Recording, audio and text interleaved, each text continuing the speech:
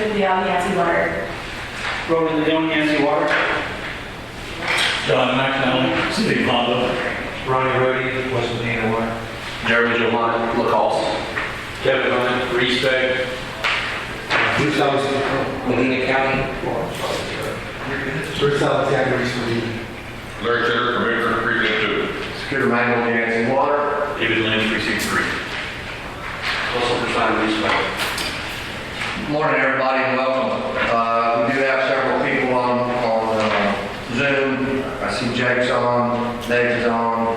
I don't know if any of the ladies from Austin on Texas Water Development Board. I have not seen them. But there you are, Andrea. How you doing this morning?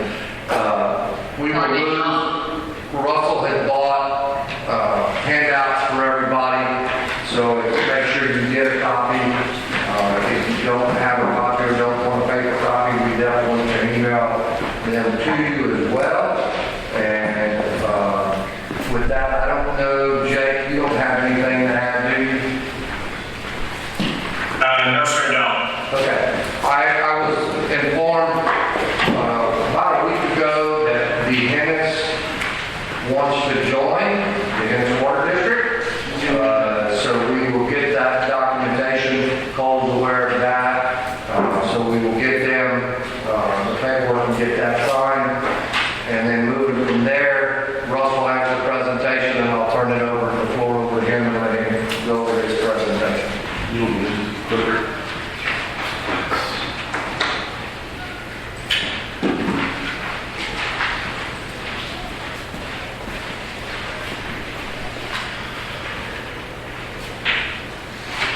All right. I left some slides in from last time, just because a few of you were not here, so I thought I'd recap a little bit of it, because it addressed, at least for you, Commissioner, some questions you had. So the draft report is up here. I updated the map with some input I got from various partners at the last meeting, and then the presentation, a copy of the presentation is up here as well. There we go. So right now, this is what I understand is the members that have signed the agreement. Sounds like we may have one more to add. So I'd like to just make sure we get this finalized. Once we final the report, it'd be good to have everybody that's participating in there. But those were the entities that I understood had signed the agreement as of this past week.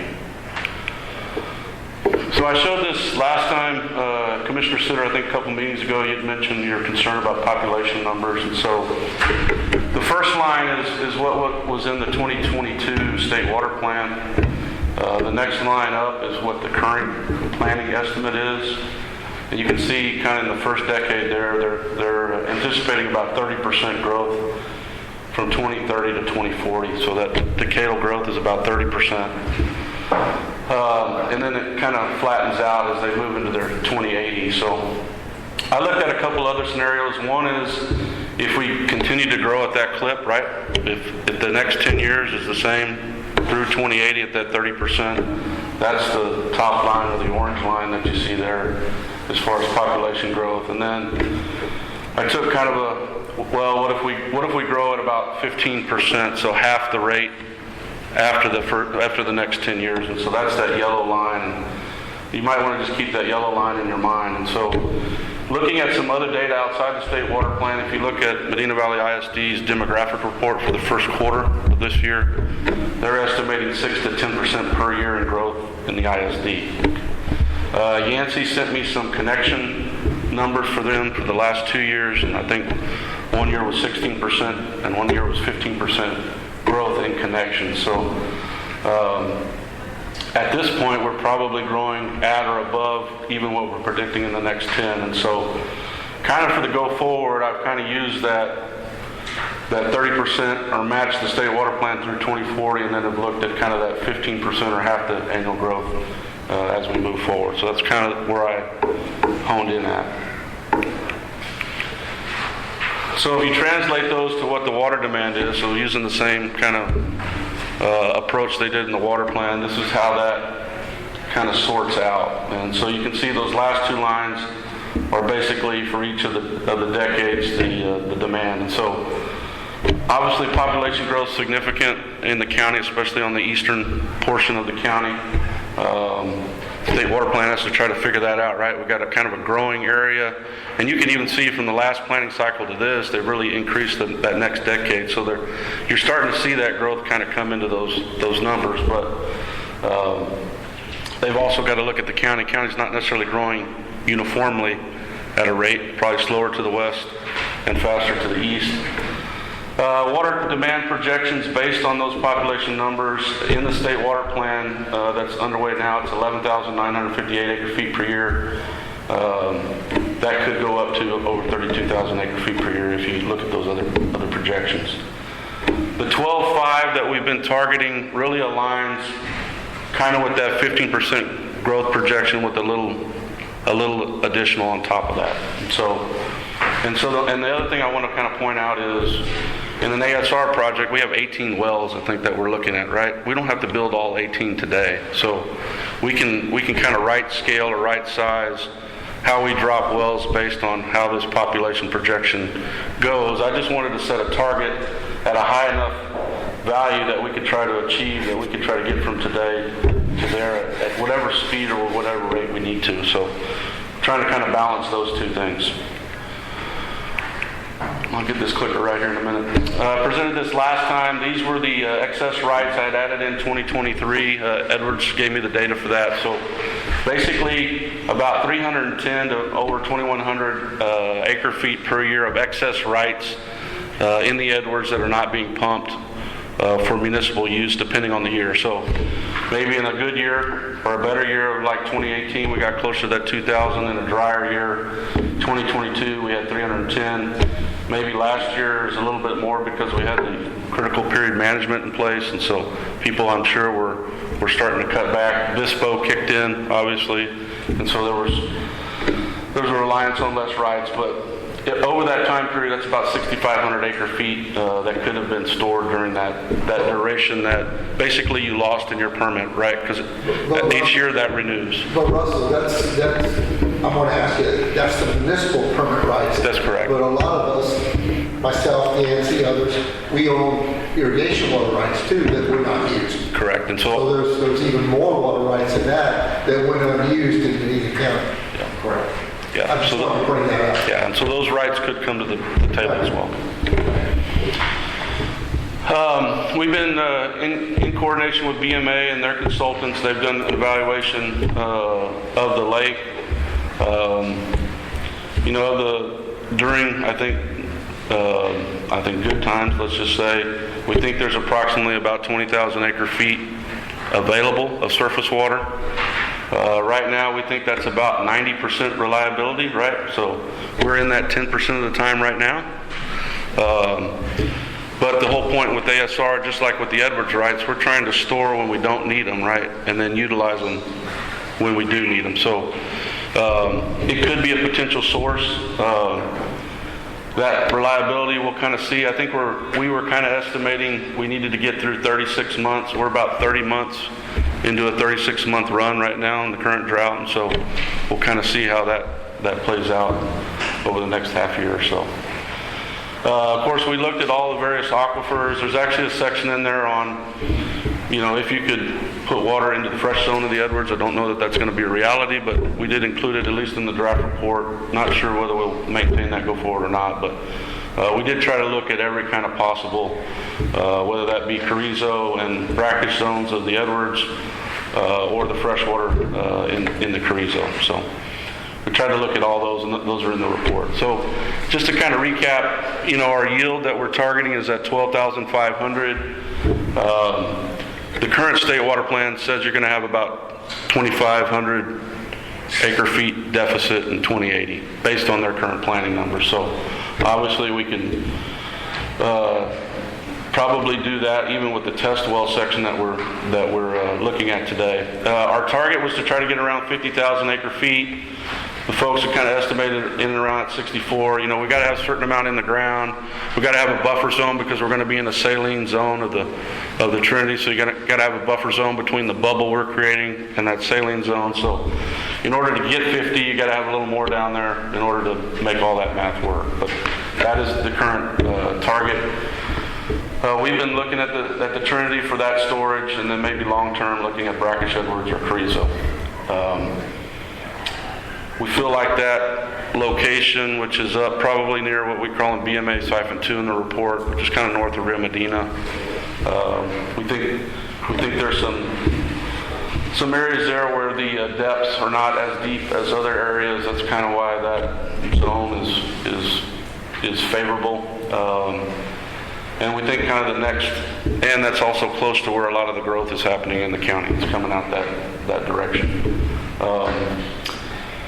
We're looking at basically 2 million gallons per day peak, about 18 ASR wells at full build out for that 12.5. If we were to take surface water, we're estimating we'd need to be at about 36 million gallons per day peak recovery.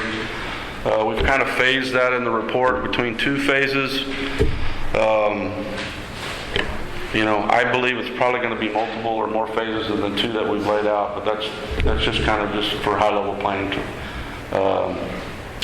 terms. The other thing is we've looked at interconnects, and that is a change from the last meeting. I added an interconnect for West Medina to Hondo. There was an existing one, but the feedback I got was the line size is pretty minimal there, and so there was concern about being able to deliver. So I did add an interconnect, and I think Devine came to the table from the last meeting to this meeting, so I added an interconnect. Actually, off the Benton City interconnect, I added a line off to Devine in order to bring in Devine. So I've tried to make sure we've interconnected anybody that signed up kind of in the alliance. So that's a change from the last time that I presented that's in the report. So this is that updated map, and you'll see that interconnect out west, trying to kind of tie back to Hondo. I tried to pick an alignment that you guys already had in the system so we could follow a similar alignment and what distance was kind of the closest between West Medina and Hondo. And then you'll see kind of that leg off down there at Devine, which is off that same interconnect going to Benton City. That Benton City interconnect goes to one of their main lines, which is why we selected that particular location.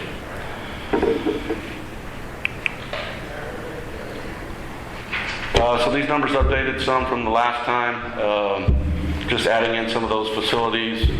The test program, just the wells and kind of the on-site stuff's about $23 million, but if we have to put in an interconnect, we are also looking at, could we use some irrigation rights in the area to supply that test well? We may have to chlorinate those, but there may be some options for that test program that we didn't fully dive into at this point, but could be a way to get source water without building significant infrastructure. We propose kind of a phase B, which would be the first half of the wells. Obviously, you could do this, one set of wells at a time, 2 at a time, whatever the demand required. And then we kind of do that in 2 phases in B and D, and then if we want to consider surface water, I brought in the treatment basically as basically C and E, so you bring the wells online and then maybe you would rotate to surface water and then you'd have to treat that water in order to inject it. Obviously, treatment costs are pretty significant in order to be able to do that. So kind of the considerations for the project that I want the group to be aware of is basically, we will need to, and the reason for that test program is to verify kind of that groundwater surface water quantity and productivity of the well. We obviously don't want to go out and drill 18 wells until we can prove out exactly what we can get with the one. So that test well implementation is to verify that yield and that we can achieve the target storage volumes that we believe we can at a desktop level at this point. We need to figure out some ability to limit withdrawals from the ASR. So you're going to create a bubble underground, right? You don't really want somebody coming and drilling into your bubble and taking the water that you're storing. So somehow we've got to be able to facilitate the protection of that. Normally people probably wouldn't be drilling this deep and into that zone, but it is something that we would need to think about. The other is TCEQ and Texas Water Code regulations. So since the last meeting, there is a part of the water code that you can't drill through the Edwards to another aquifer for disposal. And ASR is considered an injection well, so it's considered a disposal even though we're putting fresh water down into the ground.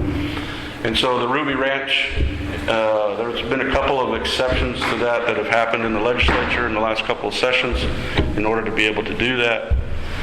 And so that would be something that we would need to facilitate probably in the upcoming session, is to get either an exception or some change that would allow us to drill through the Edwards to get to the Trinity in that location. And then obviously the local groundwater district and EAA to some extent would have some regulatory things that we would need to work through as a group. So. Question. Yep. I'm just asking this, to your knowledge, does the Edwards Aquifer Authority have any prohibitions against drilling through the aquifer to something else? No. That's all in the water code. Yeah. That's what I'd ask. Yeah. No, I mean, it's a good question, and Russell, let me be aware of this about a month ago, I guess.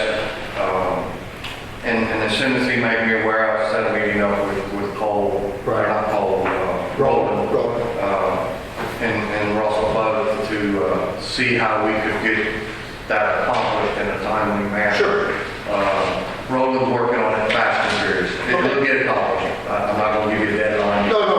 I just thought I'd ask the question about EAA's involvement in this because of it. It's just, I think at the end of the day, it's just some language that's got to be cleared up. And Roland felt very comfortable that probably I happens. just want to keep them in the conversation because it affects that aquifer. That's potentially. Okay, thank you. And in full disclosure, their legislative priority the last two sessions has been to get the ability for some of the CCNs that go outside the jurisdiction to be able to serve those areas with Edwards water. So, and that will also be probably a part of their agenda go forward as well. So, which impacts some of the partners in here, in addition to others. So we basically have the draft report completed. We'd like to get kind of review from many of the members and any input back. Probably need it by the 15th if you want us to wrap by the 18th. But I think we're in pretty good shape. I had to check in with the regional planning folks yesterday. They're making preparations for us to present the project as a water management strategy in November. I had some concerns early on. I talked to you about, there's really no firm yield in a lot of these sources, but we're really not trying to get the firm yield. We're trying to use excess water when it's available and store it. And so there seems to be some, I'll use the word leniency on that for ASR projects that I've worked through. So I think we will be able to get through that next step. But obviously the regional planning group has final decision on the water management strategy. That should be teed up for I think it's November 7th meeting. It's the Thursday of that first week of November after the election. So. Just one more question on that. County, thank you for the funding to help us with this stuff, but also with the regional putting funding, is it all in one project or is someone running a parallel study? This is the whole thing? Yes. Okay, that's what I'm... Yeah, what you've been seeing is what I've fed to them. Okay. They don't have this maybe most recent update, but generally the concept hasn't changed a lot. Since The reason I'm asking is Rionland Regional said, they would do part of this. It's all one thing. They're just putting in the kit in. It's all one. Yes. Okay. That's all one thing. It's not competing. Yeah, I haven't been, Okay. Our assumptions right now is that the partners would bring or secure the water rights needed for the project, so it's not in the math. You can imagine probably groundwater rights, surface water rights, there's probably some delta in value there. We haven't really run through that as a part of this, but, and then we need to be able to protect the stored asset. And we've been working with Cole and them on some approaches to that. The groundwater district may be a key component of how we try to get that done. So. And that's kind of the update and where we're at. I just mainly wanted to check in and make sure we have all the components, because we are kind of getting to the point. If we do have another partner come to the table or anything, I just want to make sure we get it included so it gets into the plan. But I think we've got everybody covered at this point that's at the table. So what do we do missing right now for our part? You just mentioned the Hennis, like the city. Yeah, so they just The check in. Hennis is going to join, I think, unless I'm missing something, Judge, I think that's really all the major water purveyors in Medina County. I mean, there may be some really tiny ones, Chester. I guess what you're looking for then for all of us is to review all of this and say yes, and so you can move forward with the presentation, the regional. And get feedback. Yeah, correct. Yeah. And give some good feedback. And that's where we're at. You know, as we've gone, you guys have been pretty good about telling us, like, I think you and Lytle have been discussing interconnect. We tried to kind of target that area. So we've tried to do things that as we've heard about to try to make sure we have things covered. The other is, you know, I'll just say that the interconnects that are in here could be exclusive of the ASR in a way. Those could be standalone projects outside that work. I think they help with this project, but those interconnects may help you move rights around and have redundancy in the system. So that could have value maybe beyond even what we're talking about today. And so just to say that those may be projects that some of you may want to move out on sooner than maybe what the time frame of this is, if that makes any sense. I just think ultimately it'll be important to be able to move the water around. So. And maybe Commissioner, for you on the population projections, or you have a feel? I know you brought that up as concern the last time. So. Yeah, it's real interesting. It's not going to slow down.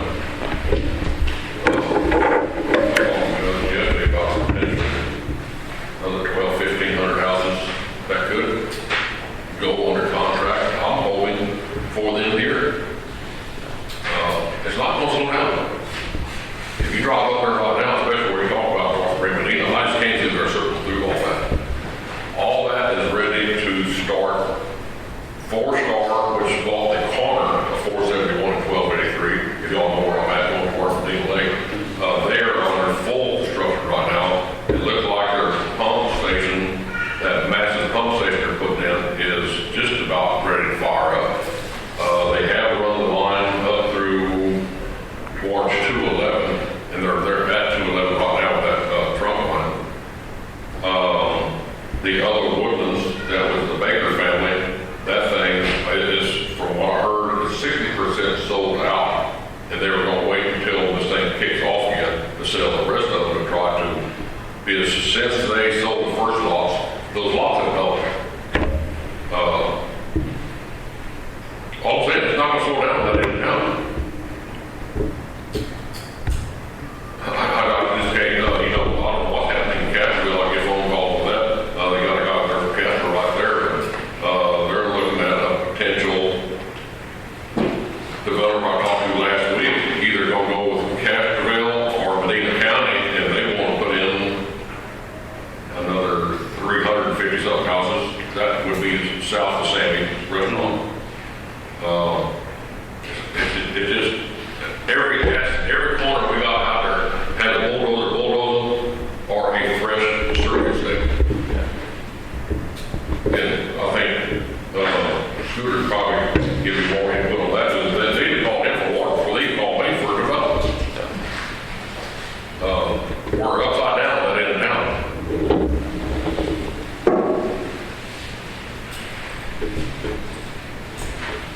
And like I said, last time we talked here, you know, the county itself had about 15,800 homes. I would up that today, just the county end of it, close to 20,000. And then whatever Castroville has kicking around over there, could be another 3,000 or 4,000. So, you know, and most of these people, when they put these subdivisions in, generally they have a finance set up to have these things built out in 15 years.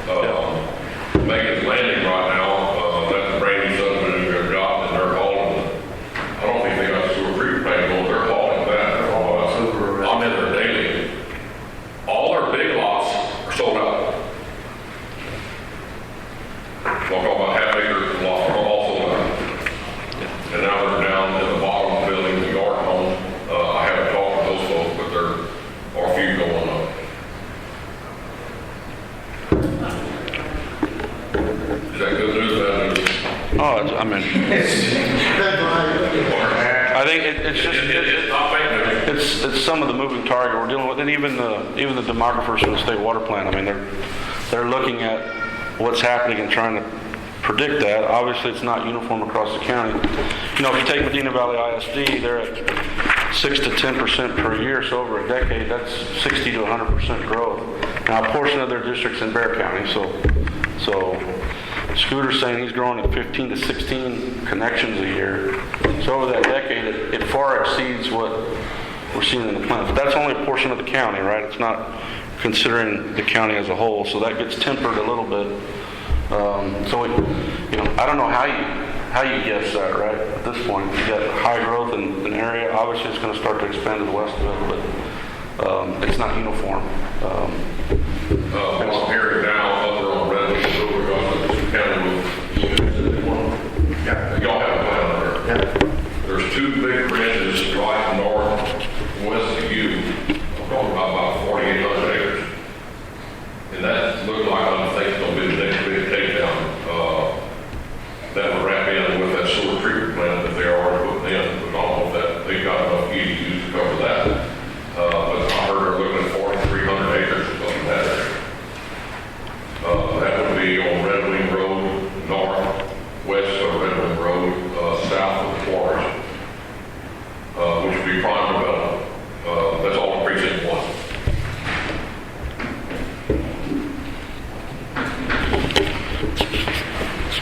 Any questions, comments?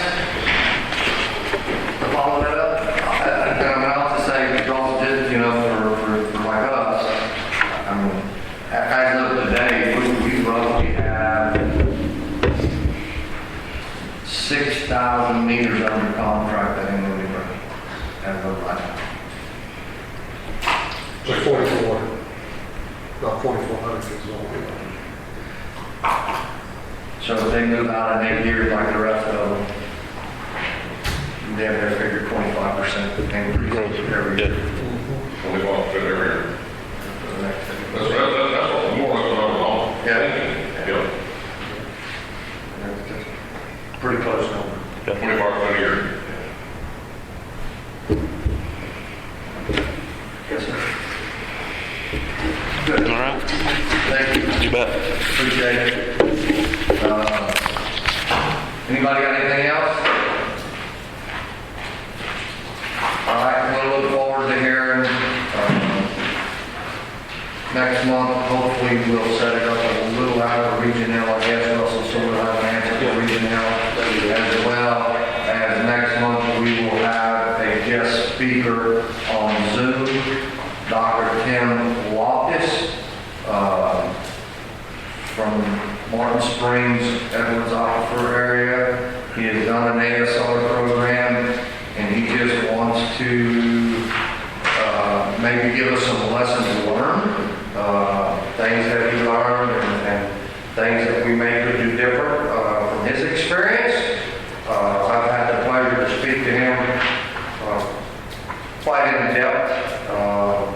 And as everybody's aware, it is a big undertaking, and it is a hell of a challenge, but it can be accomplished and done.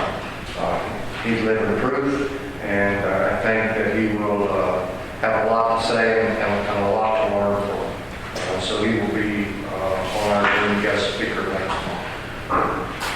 Scooter, if we have any comments on the report, who do you want to send those to? I think we can, if Russell, I can have Liz send them out to everybody. We'll put in an email that I'd like to have them back to you by the 18th and bring them over before. Yeah, I mean, that, as long as, I think the 18th is understood, as long as you guys, it will need a few days to turn them around, obviously. Okay. I'm good with whatever. Okay. I think we have enough to support Regional with where we're at now, so, I think the 18th is doable. I mean, I'll sit down and go to it. And we'll turn it around that next week, get it finalized. I have a question for you, Scooter. Water Development Board. I know you've been talking to them a lot, things like that, but let's jump ahead. Let's make some, what we believe are good assumptions. Report's going to go to Regional. Regional is going to go ahead and then put it in the water plant. what are we looking at potential funding from what more? Are we 2 years out, 1 year out? 2026. Okay. And we've been having some good conversations that this is going to happen. I've had, Confident in your comments. We can't guarantee anything, but I'm speaking from the voice of confidence. Yeah. It's going to happen. I think, Serious conversations on funding.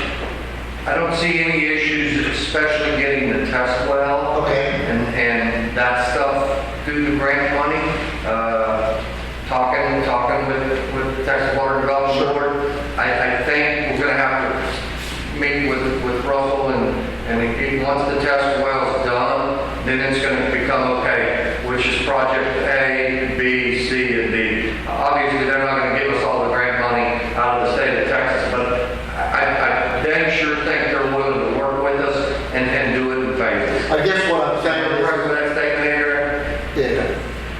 I guess what I'm saying, my point is as much as possible, put the dominoes in place. So as we get one, we're already there. We're not behind the curve, having to start over asking for this or that. Liz has a box of pens that's laying on her desk, ready to write the grant paperwork. Okay. She's been in communication with, from the grant process. I feel comfortable. Okay, I just wanted to ask that too, so But it doesn't happen overnight. I understand. It'll be 2026 money that we will see That's the target. the test well and stuff be approved for the fund. Okay. We have everything up to pull the trigger for that. Good. Thank you. One more thing I got to bring in here on how this play into what we're doing here. But I'll say right now, precinct 2, that would be Trinket Road South. We got about 95% of the housing that's going on is going through sewer treatment plant. And Scooter is reselling it for irrigation purposes only. Now, according to his numbers, when the thing first got started, is he does the billing for the fresh water and the reuse water. These people are using about 60% of the water from up there, or we say 50% of the water is going back to irrigation. That's pretty fresh. It's like numbers. So if there's any way we can capitalize on that, and with working with these kids, it's real easy to get them to go, you're going to have to do this to get a certain size lot. So it all automatically makes you go to a pit, get the reuse water, and that's a double gold star from Medina County. One thing, we're reusing 100% of the input, 100%. Scooters get paid for it, and we're getting the development that we want, that we need in that more town. I got my sights set on some good stuff coming to precinct 2 if this thing works out, and I'll be on the phone today with see how I can move forward on it. And all that will be reused water, 100%. So with everybody in here, I don't know how that feels. We're not going to steal no money from nobody. Like I say, the provider, you put in a meter, you can resell this reused water. Sure. So you're the provider, we're not going to lose 1 red cent. And we get one thing, use up 100% of that reused water. That's my goal. And it's working. It's working very well. I'll speak a little bit on that if you don't mind me.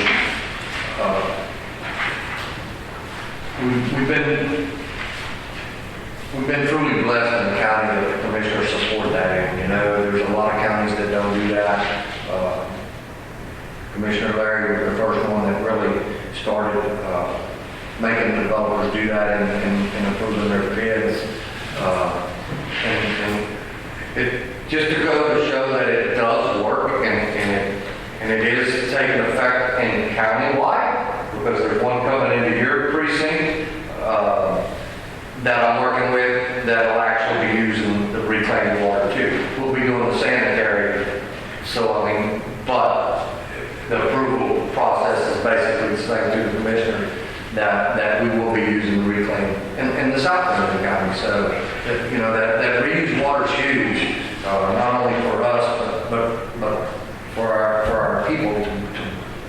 use that for irrigation and not use potable water, especially in time of droughts.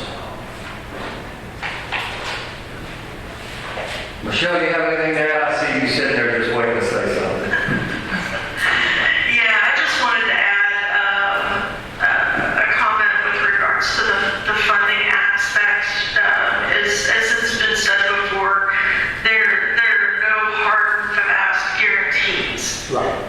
But there are a number of things that you can do to improve your chances at acquiring funding, and y'all are doing all the right things, you know, by creating this alliance and, you know, distributing costs and reaching out to as many potential impacted customers as you can.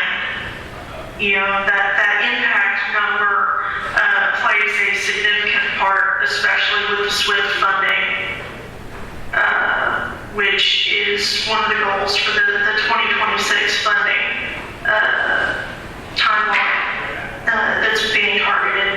But again, there are many funding programs that the Water Development Board has, and I have no doubt that y'all are looking at every single one of them.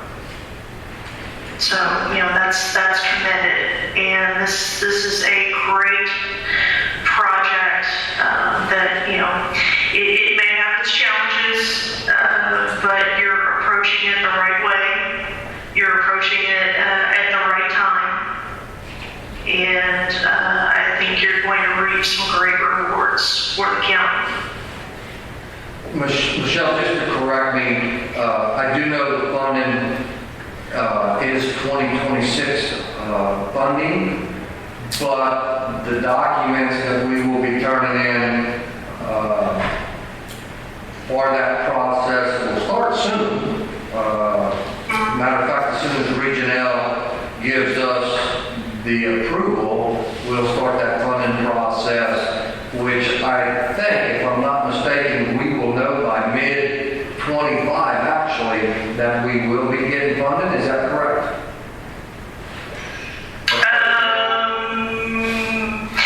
Well, for SWIFT, you would probably be notified mid to late next year about and intend to apply for the SWIFT funding. But it may very well be that you could be putting in applications for either the state revolving fund, which actually the application process for that is open right now. And portions of this project would certainly be eligible for that. But the new Water for Texas Fund, we are currently finalizing the rules and requirements around that program. So this project would certainly qualify for that. So that might also be what the funding folks might be talking with you about. Thank you. So, yeah. Anybody have anything else?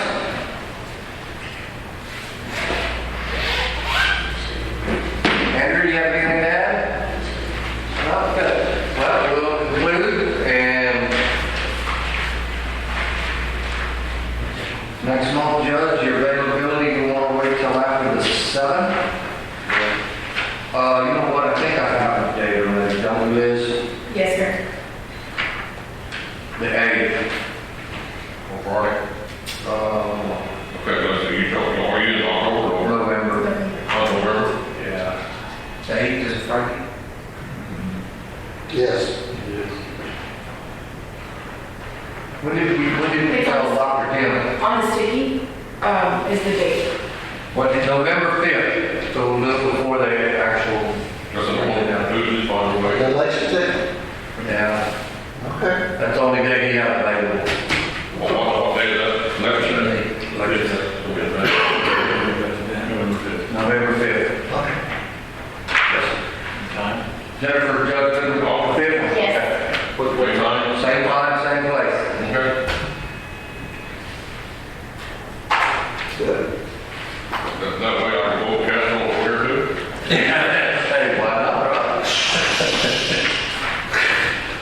area. Scooter, I believe Roland's trying to get a tour for the AA board set up. I think we're going to go see the lake. And he mentioned it while the board is out, it might be good to brief them on this project. So, anyways, I'm sure he'll coordinate with us, but he didn't mention that to me. That's the first meeting. Perfect. He did, I think you were copied on that email where he said that he's working with their political Carriage House, They're lobbyists. lobbyists to get that wording done so we can get that approved to be able to drill through the others as well. We're on it. Thank you. Appreciate it, everybody. Well,